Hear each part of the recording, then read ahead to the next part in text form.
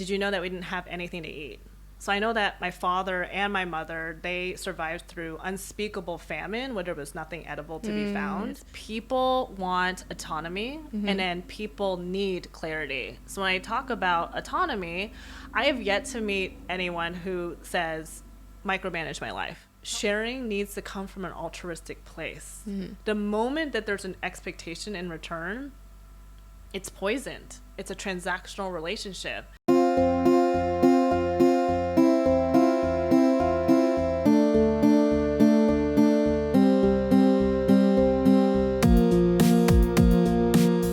Welcome back to Women in the Making. Today's episode is one that will leave you feeling inspired and introspective.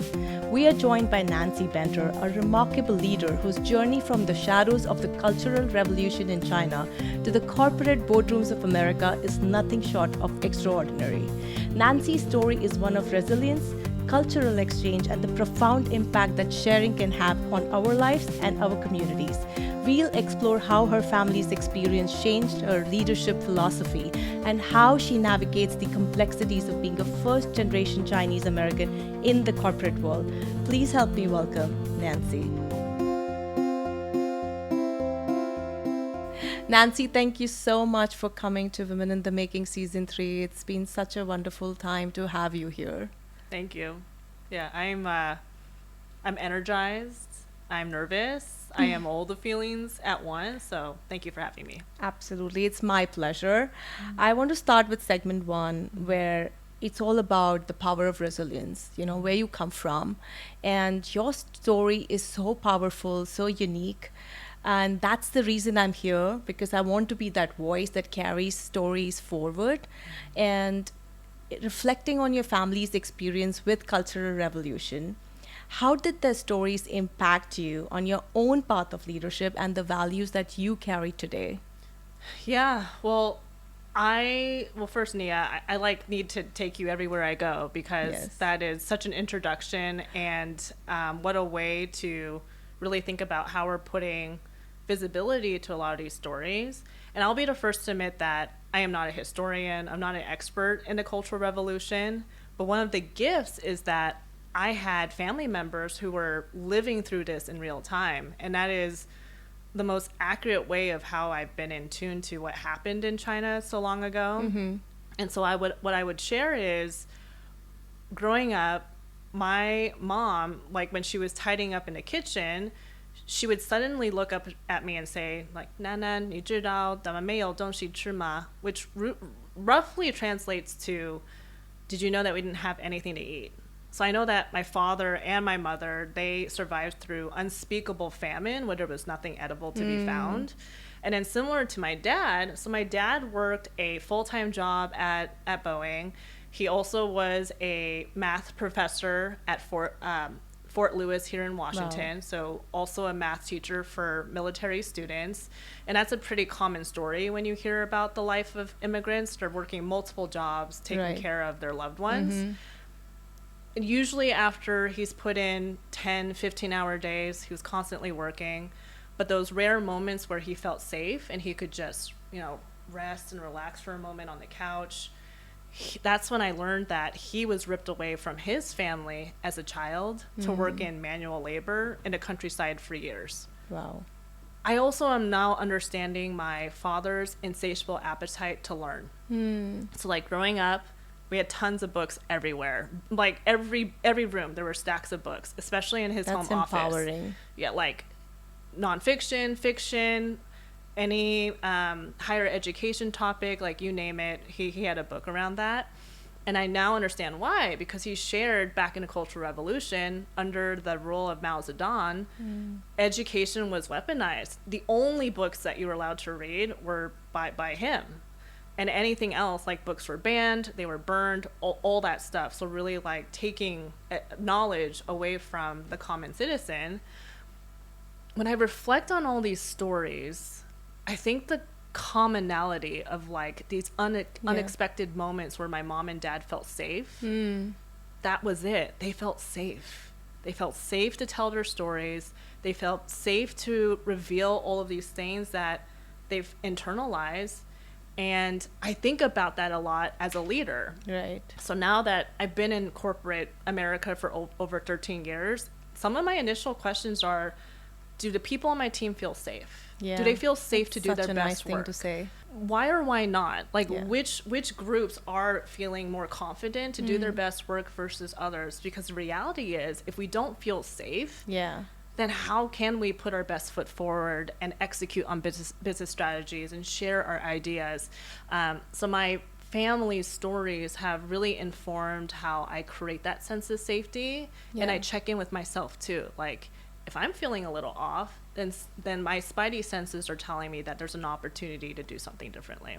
Wow. That was so inspirational, I have to say. I've never heard a story, especially from the Cultural Revolution.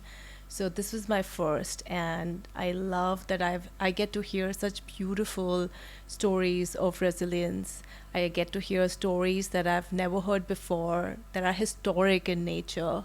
They are geographic in nature. You know, people come from all walks of life, and it gives me a real goosebumps and a motivation to learn more about history, and, you know, give my kids an opportunity to know that there was a world that existed that's so far beyond our imagination, and people do come from there. It's Definitely. not from Mars in real life. Yeah, it's a real thing. And something I'll also share is I respect my parents' decision to want to forget. Like, I understand I get how that. it is. I can't even imagine. Like, it's a privilege to even say, like, I can't even imagine what that's like.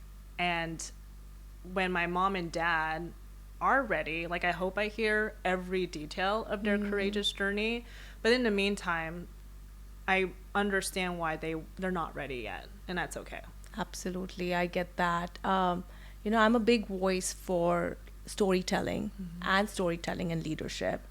You've mentioned the power of storytelling in your community or for community healing. How can the leaders in corporate America use storytelling as a technique or a methodology, or just a way out to be that source of inspiration for the upcoming generation, or just the generation right next by them? Yeah, fantastic question. I've been reflecting on this a lot, and I went back and forth around how to answer this, because I'm going to talk about Starbucks. So right now, I'm leading strategy at Starbucks, and this is going to sound like I'm kissing up to my employer, but I can't make people believe otherwise. Yep. And the reason why I'm sharing this about Starbucks is it's the first time I have personally experienced a culture where we allow stories to thrive. I love that. It's so powerful, and it makes such a difference to, when we talk about safety and belonging, it makes such a difference to that company structure. So one of my favorite things about Starbucks culture is we have coffee tastings.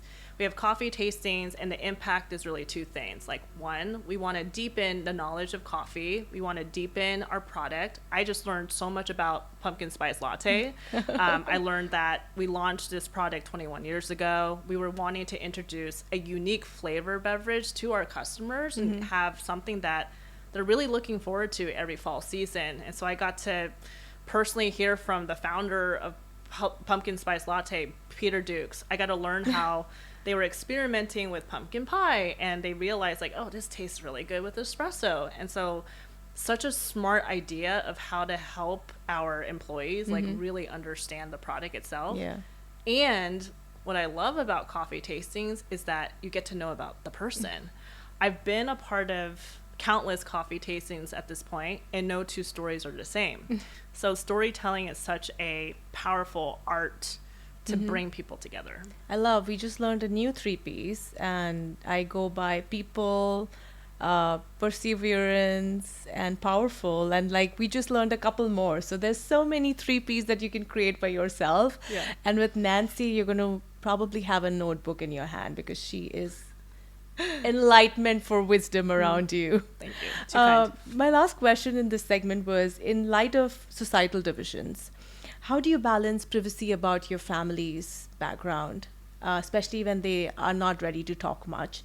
But there is a need for collective healing. There are so many people who still suffer from the same issue from the same background. How do you bring that all together? Yeah, this is a tough question to answer because I'm still discovering what this all means. I think it really starts with consent. Do you have consent to share that story? I like that. Do you have consent to amplify that point of view? Right? Like, it is scary. It's scary because if you think about my parents' generation, staying silent was a strategy. It was a way to navigate society. It was a way to put your head down and work hard. And I'm so thankful for their sacrifices, because being quiet was a way how they got through things. Right. It's a new generation now, right? I even see it in my kids. I have a teenager and a toddler, and they are encouraged to speak up. They're encouraged to share their opinions. And, sometimes I catch my my in-laws being like, what are they doing? Is that okay? But that's growth. So I think it really starts with consent. It's consent with having these conversations with the generations before you, and saying, like, this is such a powerful story. I'm in a privileged position today where I can amplify that. Right. Are you okay with that? Here's how I'm planning to tell the story. Does that sound right? Does that feel right? So it's going those extra steps to ensure that you have that consensual agreement. I absolutely agree. And I think this is a very powerful way of saying, because we want to share stories, but there's also a requirement for, having that consent. And I think it's very important that we all have that, and is required as part of our lives. So thank you for sharing that. So the segment 2 is about your 3 E's. We spoke about the 3 P's. It's empathy, empowerment, and excellence. And these are the pillars in your life. Empathy is specifically for you a cornerstone of leadership. And so how do you maintain this value while navigating the challenges of leading in such a highly competitive world? I'm going to say something provocative, but I've learned that this is kind of my MO. I tend to say the unpopular thing. I think what I'm learning in business is we have this tendency to want to compartmentalize emotions. We don't have time for that. We don't have time for your feelings. Stop being so sensitive, right? Like, looking at myself in a mirror, I have said these things. Yeah. And the reason why empathy is a part of my 3-pillar philosophies is the first thing is because we have to make time for empathy. I agree. We have to. If we just slow down and really start asking open questions around what's happening, it's going to help us get to those results in a more seamless way. Because the reality is, and I've learned this, we're all going through challenges. We're all going through something that makes us feel really insecure. You don't have to tell me what that is. I agree. Like, if you look at your team and they feel safe enough to share their struggles, everyone has a very unique challenge that they're facing. And I think for me, I wake up insecure with, am I being included? Am I good enough? I struggle with being in environments where I feel like I'm less than. And so I'm facing all these insecurities. And I've learned that empathy is the medicine. Empathy is the medicine and the cure for all of that. So it has to start with empathy first. I love that, Nancy. That's so well said. Leaders are that, as they say, leaders are not born, they're created. And you are such a perfect example of that, because I have worked in the corporate America a couple of times, and I've not found empathy every time that I wanted empathy. And it's been a struggle.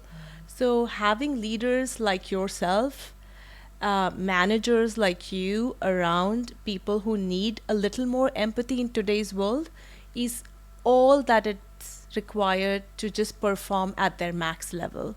Thank you, Nia. My second question for you is, empowerment is often easier said than done. And people forget that empowerment, tranquils honesty, especially in the leadership area where leaders have to be so honest in order to empower others and empower themselves, correct? So what strategies do you use to empower your team, especially in today's world where everything is post-pandemic, remote or hybrid environment? 2 things come to mind, and you're correct. When we talk about empowerment, can be very challenging to implement, But two things I've learned is people want autonomy and then people need clarity. So when I talk about autonomy, I have yet to meet anyone who says, micromanage my life. Tell me what to do. Tell me exactly how to do this work. But people really enjoy choices. It can't be too many choices where you have decision-making paralysis, but enough choices where it gives people a sense of agency that they know how to move through the work. And then people need clarity. What I mean here is I know personally, and I'm guilty of this too, I've been that leader that shares like way too much context because I don't want to miss out on every single detail. Yet the unintended consequence of that is it becomes really confusing and your message is diluted and the boundaries of what needs to be done becomes really unclear. It's just like that PowerPoint presentation where how much is enough, right? You just need to have the crisp bullet points.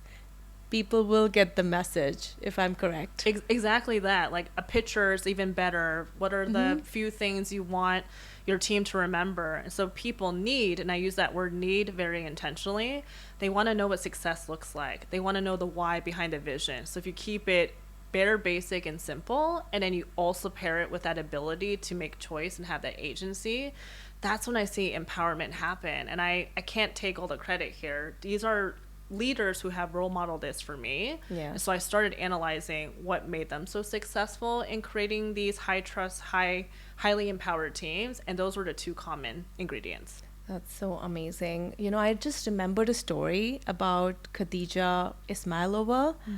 She is an activist from Azerbaijan. And I'd read about her a little while back. Her story is all about empowering herself and anybody around her. She was the biggest voice in Azerbaijan fighting against corruption. In a society where voices are dissent. She was the voice that was fighting against all of that. She was put behind bars. I'm not sure about the year, but she was put behind bars for 7 years. And even then, it did not stop her to be the voice and empower the people around her. Today, she's won several medals. She's known by many around the world. But these kind of stories really empower me because it shows a clear message that if you believe in pursuing something with all your heart, you will follow success and you will find those people who are going to be holding your hands and taking you forward with the voice that you've created for yourself and anybody around you. Yeah, that's absolutely true. And I'm going to have to read more up on her story because, like, think about how many barriers she must have been facing, and she still found a way to feel empowered and spread that empowerment across others. So true. Very inspiring. And your third pillar is excellence. So how do you encourage excellence with fostering a culture that's, you've already mentioned about safe, secure, with the right leadership qualities? Especially because we are in such a fast-paced industries in today's world. You have to have the two building blocks first. So excellence cannot happen if you don't have empathy and empowerment. If you don't have a solid foundation in both of these E's, it doesn't matter what your business strategy is. It doesn't matter what metric you're trying to drive. You're going to really struggle to create that excellence. And I've learned through a lot of my own personal failings and mistakes, because leaders, we really enjoy working with people who want to go above and beyond, right? I hear that commonly. We want people who go above and beyond, who put everything that they got, they're all in, like every single corporate jargon. We've heard this. I don't believe you can demand that from your team if empathy and empowerment isn't solid. And what I think about with excellence is we're really striving for sustainable, consistent excellence. Like you and I have talked about habits. We've talked about the consistency of doing something slightly better each and every day. And if you boil it down to to the basics, that's really excellence. It's something that you are doing every single day and you're consistent about it. So if you're striving to be a people-centric leader, how are you connecting with your people every day? Do you know everything about that person's life? Are you consistently learning more about that individual each and every single day? if business strategy is your thing, like how are you learning new frameworks? Are you learning from other companies and the business problems that they're facing? Why are their strategies working? Why or why not? Yeah. Like, you got to keep that rigor going. And I think another point that I want to draw across here, as somebody who's very achievement focused, I think this is hardwired in me because of growing up in an Asian family, first generation Chinese American. I'm not surprised, yes. I think we connect on this. The expectations are high. Like, Yeah. there was no room to rest. You were always achieving, always performing. And what I've learned, and this is through like feedback from my team, so I'm very thankful that I've gotten this tough feedback over the years, that level of energy can be really intense. And when you have that intense energy going and going and going, and you're lighting this new path, you can burn everyone around you, and you burn yourself in the process. And so one of the most valuable lessons with excellence is you can get to that level of achievement, but it has to be sustainable, and you have to figure out a way where the energy is balanced. Wow, that was so nicely said. I think there was just one thing I wanted to run by you, because they say excellence can create boredom, excellence can create burnout, excellence can create confusion, because when you're striving for excellence, you just want to be this perfect self of yourself that probably doesn't even exist.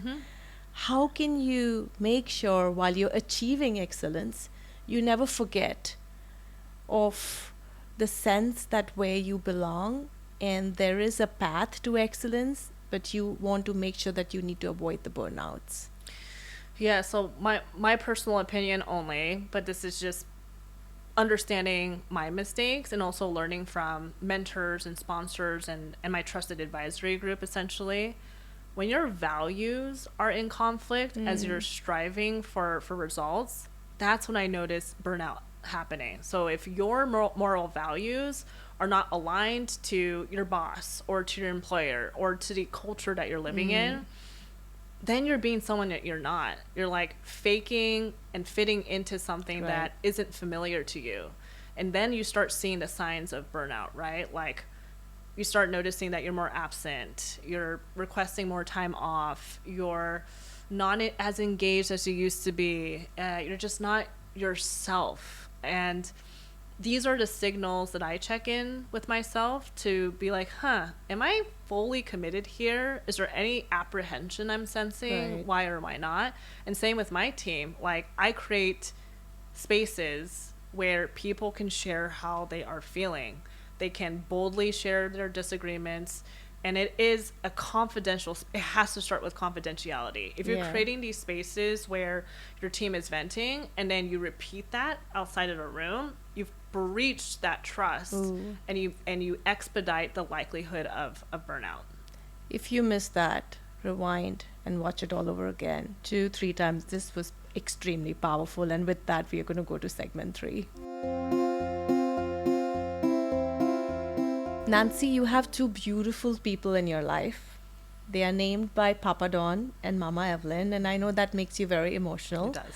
I would like to hear from you, what impact have they created in your life?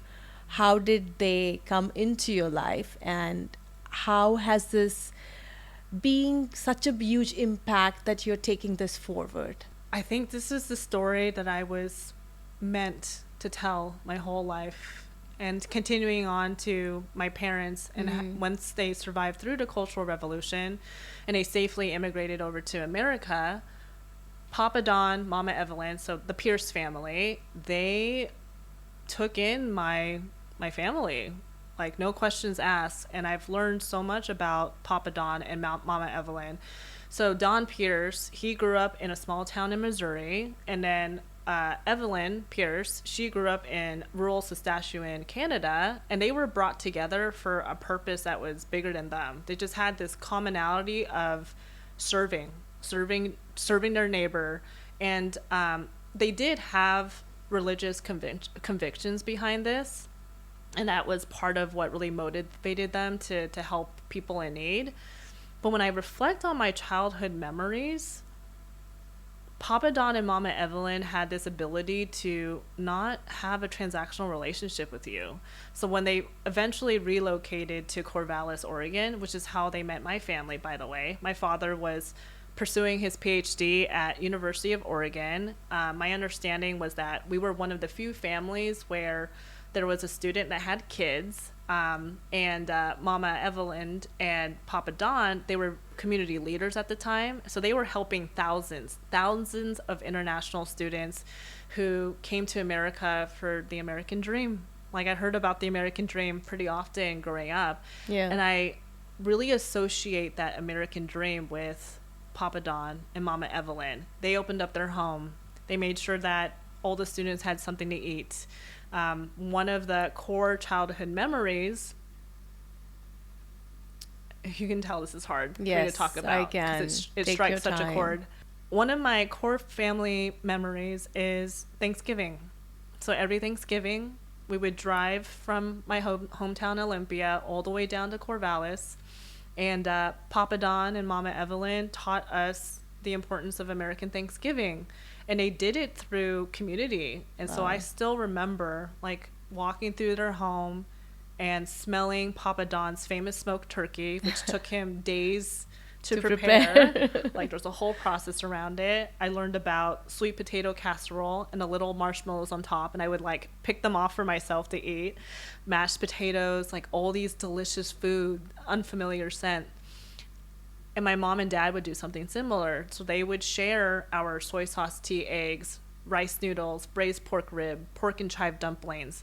And if you think about it, it's such a beautiful thing where we had two cultures come together and we bridged into this unfamiliarity into belonging. Wow, that's so powerful. Yeah, I've learned through Papa Don and Mama Evelyn that sharing needs to come from an altruistic place. Mm-hmm. The moment that there's an expectation in return, it's poisoned. It's a transactional relationship. Papa Don and Mama Evelyn never expected anything in return from my family. There wasn't like this, hey, we fed you Thanksgiving dinner, you know, in 5 to 10 years, we're expecting this gesture back. There was never that conversation. I mean, people who are meant to give and serve, I don't think they ever want anything in return. That's what I've learned while growing up in India as well. I knew many people who only believed in serving others and giving others with zero expectations. And my dad did that a lot. He was one of the top orthopedic surgeons when we were growing up in India. And we never knew initially that he used to go to a specialized hospital, which was a government hospital, where he was seeing patients for free 2 or 3 times a week. He was getting burnt out, but he wanted to do this as a service. And he had his private clinic, he was going to a hospital, and he was creating time to serve these patients who could not pay money and come to his clinic. I only started to know that as I was growing older, more like middle school, because we started questioning our mom. Why is he going to another hospital? And then my mom started sharing that he's going to see these patients who cannot afford the money. And we felt very proud of him. And we need more people like your father in the world, right? This has become one of my guiding principles. So as I think about how I am leading, how I'm sharing, how I'm being my best self, when it comes from that altruistic place, that's when I truly feel in alignment with myself. But it's because I learned from Papa Don and Mama Evelyn on how it's done. Nancy, your thoughts, your emotions, your leadership, you're absolutely empowering. And I think this episode is going to be, you know, one of the finest that people have seen so far, just because the values that you have brought, the stories that you have, you know, the courage that you have shared, and about your parents and about Papa Don and Mama Evelyn. We have so much in this episode that somebody can learn from and grow forward. But with that, we are at the end of the show. It is called the rapid fire round. Are you excited? I am. Okay. I am. So it's going to be quick and short. And the first question, what's the most surprising leadership lesson you've learned from your kids? Kids are honest teachers. They're not going to lie to you. And if you can't make something easy to understand to a toddler, then it's not going to make sense to anyone else. I love that. Favorite book that you always recommend? This is a really hard question to answer because anyone who knows me knows that I have 2 to 3 books in a rotation at a time. Mm-hmm. But the one that I keep recommending is The Year of Yes by Shonda Rhimes. She's hilarious. She is an industry-leading, systems-changing person, and so highly recommend her book. Love that. What's the one business trend or idea that you think will completely disrupt leadership in the next 5 years? I'm already starting to see it now. It's trauma-informed workplaces. Like, I don't know if we're comfortable with the word trauma yet, and that's okay. I think we're taking steps to get there, but I'm learning that everyone is holding some form of trauma, whether it's lower T trauma, higher T trauma. And as leaders, if we are responsible for like the cultural health of our team, we need to better understand this. And we need more leaders like you who mention about the fact to create a safe space for the team, so then they can openly discuss about the trauma. And one thing you cannot start your day without, anything beyond Starbucks. I was going to say, it's probably coffee. It's a hug goodbye to my youngest kiddo. So something that he'll always ask before he goes to bed is, are you going to hug me good morning? I'm like, yes, I'll hug you good morning. I love that. So whether it's 6 a.m., 7 a.m., but I got to make sure that hug happens or he will remind me of it. He'll remind me that is super cute, and I absolutely love that. And my last question for you, tell us something that nobody knows about you. I have a really childish sense of humor. I'm very silly, and I think everyone's always surprised when I hear this. Yeah, I'm surprised too. They're like, Nancy's always so like buttoned up, but no, I can be very immature. Okay, that's something we learned about Nancy. With that, we are done, and thank you so much for coming to the show. It was my utmost pleasure to have you, and I hope you enjoyed as well. I had a good time. Thank you so much, Nia, for making this possible. Of course, thank you. Nancy's story is such a powerful reminder of the importance of both personal and collective healing. Her leadership approach, grounded in empathy, empowerment, and excellence, as she says, is a blueprint for the future of corporate leadership. Thank you, Nancy, for sharing your insights, and thank you all for tuning in to Women in the Making. Don't forget to subscribe, follow, share, and stay tuned for more conversations that challenge, inspire, and empower.